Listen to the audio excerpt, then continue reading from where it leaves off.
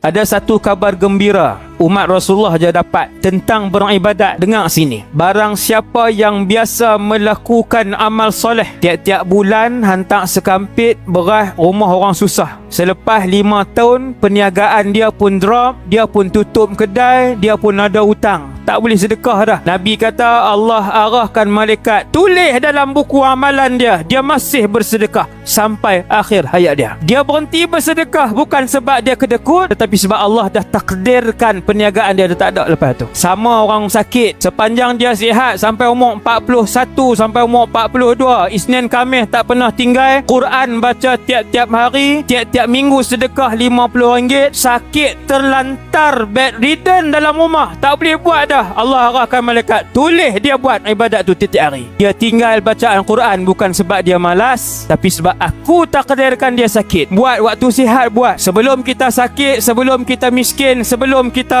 musafir. Allah arah malaikat, tulis ibadat-ibadat yang dia buat sepanjang dia mukim. Masya Allah.